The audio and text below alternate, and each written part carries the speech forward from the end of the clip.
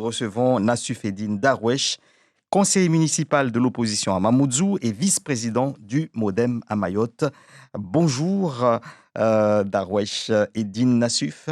Bonjour. Merci d'être avec nous ce matin. Alors, votre commune a été endeuillée une nouvelle fois ce week-end à cause d'affrontements entre bandes rivales. On a craint le pire ce week-end. Mais on a l'impression que pour l'instant c'est contenu. Comment est-ce que vous vivez ces instants en tant qu'élu, mais aussi en tant qu'habitant de la commune? Alors effectivement, ce week-end, il y a eu la mort d'un jeune de 25 ans. C'est triste, peu importe ce qu'il a pu faire dans la vie, peu importe ce que a été sa vie, ça reste un être humain. Et là, il y a eu mort d'homme. Il y a eu mort d'homme, mais globalement à Mamoudzou et globalement dans toute l'île, c'est des caillassages sans cesse. C'est pour les restaurateurs, les travailleurs de nuit, c'est-à-dire les boîtes de nuit, c'est une grosse perte de chiffre d'affaires parce que les gens ont peur de sortir la nuit. Ces gens-là préfèrent rester chez eux que de risquer de subir un barrage quelconque. Donc, la violence, l'insécurité touche tout le monde à Mayotte. Aujourd'hui, il faut le reconnaître, la prévention de la délinquance, c'est une responsabilité du maire, de tous les maires de Mayotte. L'État est responsable de la répression. Aujourd'hui, nous avons des élus pour séduire le collectif, pour séduire la masse populaire, font des annonces qui n'ont aucun sens. Ils donnent peu de subventions aux structures qui sont là pour faire de la prévention de la délinquance. Et puis au final, ils reprochent à l'État toutes les difficultés que nous rencontrons à Mayotte. Donc, moi, j'affirme que tant qu'il y aura une absence de politique préventive de la délinquance, nous ne pourrons pas venir à bout de cette situation. Le tout répressif a ses limites et nous y sommes. Alors, la semaine dernière, justement, il s'est tenu ce comité de suivi des assises de la sécurité et de la citoyenneté de Mayotte. Cela a été abordé, ce que vous dites là, mais selon vous, ça n'a pas été retenu, ça n'a pas été valorisé? Alors, il y a eu la restitution des assises de la sécurité, Hmm. il y a eu l'opération Île Morte, il va y avoir des manifestations de maires à Paris. Ces élus-là demandent de plus en plus de moyens à l'État, mais en réalité, les élus sont dépassés par cette situation. Ils ne savent plus comment agir. Cette paralysie est imposée. Je vous l'affirme, cette Mhm. paralysie est imposée par le collectif. Tous ces gens-là, en réalité, un élu, lorsqu'on fait campagne, nous avons tous un programme pour lutter contre les violences, contre l'insécurité. Et le rôle d'un élu, c'est d'apporter des solutions. Mais c'est pas de manifester. Ils disent exactement ce que le collectif, ou en tout cas les extrémistes, imposent, les idées que ces gens-là imposent Vous parlez du collectif quand vous parlez d'extrémistes dans les Exactement, idées? exactement. Impose dans le débat public et au final, lorsque ces mêmes maires ou les exécutifs qui reprennent cette rhétorique se heurtent à l'obstacle légal. Vous avez un exemple concret. Effectivement, il y a de la violence à Mamoudzou. Et que fait le maire de Mamoudzou? On va interdire le pétrole lampant pour les personnes qui n'ont même pas les moyens de se payer une gazinière. Il y a de la délinquance, de la violence à Mamoudzou. On va lutter contre la prostitution qui se déroule sur Mamoudzou. On tape à côté. On tape à côté parce que ils n'osent pas, ils n'ont pas le courage de dire non, je ne suis pas solidaire de votre manière de penser. Je préfère essayer ceci. Et je demande à la population de juger l'action de tous ces exécutifs en fonction de l'efficacité. Est-ce que toutes les gesticulations qu'il y a eu jusqu'alors, quelle a été l'efficacité? Alors, donc, vous êtes vous êtes donc en train de dire que finalement, ce qui se fait en ce moment, en tout cas la politique menée en ce moment par les élus de Mayotte, ce sont des actions pour faire plaisir au collectif, faire plaisir à certaines personnes.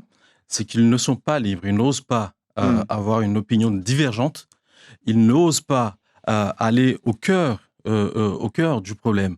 Et Ils ça pré- serait quoi le cœur du Le problème? cœur du problème, c'est que si vous regardez bien, c'est que là où il y a la plus grande misère sociale, c'est là où il y a le plus de violence. C'est Mhm. le grand centre Mamoudzou, c'est la petite terre, c'est Congo. Donc, lorsque on met du répressif, c'est bien, mais tant qu'il n'y aura pas de politique préventive, ça continuera. Les Mais quelle seuls politique préventive quand ces jeunes aujourd'hui sont déjà dans la rue, sont déjà très violents? Comment prévenir? Là, on ne parle plus de prévention. Alors, avant que ces jeunes aboutissent à des situations de délinquance, c'est qu'à un moment ou à un autre, quelque chose les a fait basculer Mhm. dans la délinquance. Il y a des structures qui sont financées par des deniers publics pour faire de la prévention, pour justement éviter que ces jeunes-là Bascule. commettent Mhm. le premier acte. Et ces structures, je vais pas je vais citer qu'une structure, c'est Mlési par exemple. Aujourd'hui, la rhétorique des extrémistes, c'était arrêter, couper les subventions à Mlési. Mais sans le travail effectué par Mlési ou d'autres structures qui ressemblent à Mlési, la situation serait peut-être pire. Et aujourd'hui, Mlési, c'est pas que de la prévention de la délinquance, c'est aussi des emplois, c'est des milliers d'emplois. Et aujourd'hui, ces mêmes élus reprennent la rhétorique du collectif au lieu de se dire, mais non, faisons en sorte que ces gamins ne basculent pas dans la délinquance. C'est cette fameuse politique préventive. Alors, il y a aussi des annonces qui ont été faites ici, des centres éducatifs fermés qui pourraient voir le jour à Mayotte. Et on a été étonné puisque il y a un article de Public Sénat en date du 21 septembre 2022 qui annonce que des sénateurs demandent l'arrêt de la construction des centres éducatifs fermés puisque finalement, ça n'a pas été si efficace. Qu'est-ce que vous pensez de cela? Alors, deux choses. La Hmm. première des choses, c'est que tout à l'heure, je demandais à mes frères mahorais de juger l'action des élus sur un indicateur, un seul indicateur, l'efficacité de l'action politique. Effectivement, le ministre a accédé à une demande Mhm. de la députée Ramlati Ali, accompagnée du sénateur Tani Mohamed Soilihi, à savoir le centre éducatif fermé. Ils ont été entendus. Mhm. Même si beaucoup de gens ne veulent pas l'entendre, mais ils ont été entendus. Et deuxièmement, effectivement, il y a un rapport de quelques sénateurs. Disons clairement que le Sénat est dominé par la droite. Mhm. Et ça ne reste quand même qu'un rapport. C'est pas une mesure, c'est pas une disposition législative, ça ne Mhm. reste qu'un rapport.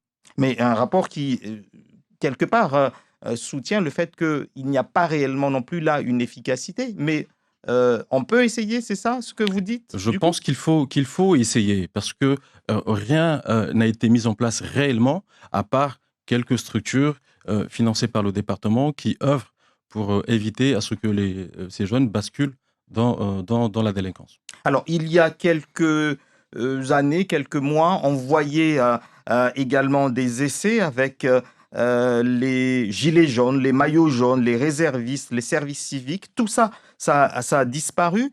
On a l'impression qu'il y avait quelque chose qui a été tenté. On ne sait pas si ça n'a pas marché ou finalement il y a eu des pressions pour que ça ne se fasse pas. Toujours est-il, moins on voit ces gens sur la route, plus on est dans la crainte en ce moment. En réalité, vous ne voulez pas le dire, et je le comprends. Effectivement, lorsqu'il y avait les gilets jaunes, lorsqu'il y avait les parents, Il y avait une présence en i- tout i- cas sur tout à le fait, terrain. la délinquance avait baissé. Et c'est pas moi qui le dis, ce sont les chiffres de l'époque Est-ce que qui, c'est qui- le qui le rôle? disaient. Et c'était parce que la municipalité qui était là, la municipalité de M. Mohamed Majani, avait voulu, Est-ce que avait c'est le voulu rôle de ces financer. personnes d'être là aujourd'hui et de faire le travail de la police nationale, j'ai envie de dire? C'est pas forcément la police, le travail de la police nationale. La police nationale, c'est aller rechercher les preuves d'une commission d'une infraction et attraper la personne, la présenter à un juge pour qu'elle soit jugée. C'est là où ce que je soutiens depuis des années. Nous avons une police judiciaire qui doit sanctionner les fauteurs de troubles. Nous avons une police administrative qui doit surveiller le fait de garantir l'ordre public dans la commune. Et ça, les élus locaux, les exécutifs locaux ne sont pas convaincus de la prévention de la délinquance. Ils ne sont pas convaincus de ça. Et ils ne sont pas convaincus, mais surtout, c'est qu'ils ont peur. Ils ont peur que le collectif leur tombe dessus. Ils ne sont pas libres de penser ce qu'ils veulent. Et on demande souvent aux gens, restons solidaires, mais on ne peut pas rester solidaire dans la bêtise. D'autres communes observent en ce moment Mamoudzou parce que, évidemment, ce qui se passe à Mamoudzou peut se passer dans leur commune. On sait que Mamoudzou avait énormément investi sur les caméras de surveillance qui risquent donc d'être répandues à d'autres communes. Est-ce que là, il y a une preuve d'efficacité dans la lutte contre la délinquance? Alors, pour répondre à votre question, je vais faire un bref historique. C'est sous Majani que Mamoudzou a été équipé de 66 caméras de vidéosurveillance. C'est sous Majani que la police municipale a été armée et assermentée. Et nous attendons à ce que le maire actuel fasse plus. Il y en a 40 qui vont arriver normalement, qui sont en cours d'installation dans Mamoudzou. C'est une bonne chose. C'est une bonne chose. La vidéosurveillance permet d'identifier les auteurs d'infractions, mais ça ne permet pas d'éviter la commission de l'infraction. Encore une fois, tant que nous n'aurons pas une politique préventive, les jeunes continueront à se taper dessus et c'est tout le monde qui sera impacté. Alors, on va revenir alors du coup sur cette politique préventive parce que là, j'ai compris qu'il n'y a pas d'union sacrée, en tout cas à la mairie de Mamoudzou, au conseil municipal pour lutter contre l'insécurité. Vous n'êtes pas du tout sur la même longueur d'onde que le maire actuel, si j'ai compris. Alors, c'est quoi donc? Qu'est-ce que vous voulez qu'on subventionne davantage Mlézi ou créer plus d'associations type Mlézi pour justement permettre à des jeunes de s'insérer et peut-être de prévenir justement la délinquance? Alors, ce n'est pas que je suis fondamentalement opposé au maire de Mamoudzou. Le maire de Mamoudzou actuellement fait que de la com. Le maire a été à l'initiative de l'opération Île Morte parce que le collectif a voulu que ça soit ainsi. Le maire va participer à la marche, à la manifestation à Paris. Pour quelle efficacité, pour quel résultat, je ne sais pas. Parce que c'est pour séduire le collectif. Le maire de Mamoudzou va jusqu'à recruter au service de l'état civil de la commune des membres du collectif. Et si la personne est compétente pour le travail, est-ce que parce que c'est un membre du collectif, on ne peut pas l'apprendre? La question n'est pas là, mais dans tout ce que je dis, c'est juste pour démontrer que le maire de Mamoudzou n'est pas libre de penser ce qu'il veut, n'est pas libre d'être efficace dans l'action de lutte contre la délinquance. Mais vous ne pouvez pas le dire en conseil municipal, cela? Je ne fais que ça, mais malheureusement, je suis quasi tout seul au conseil municipal à essayer de démontrer les inepties qui peuvent se passer. Mais malgré ce que les gens pensent, effectivement, ce que nous défendons, c'est-à-dire l'application stricte des lois de la République. Effectivement, nous avons des droits en tant que Français, mais toute personne qui vit avec nous a aussi des droits. Et ça, il faut les respecter.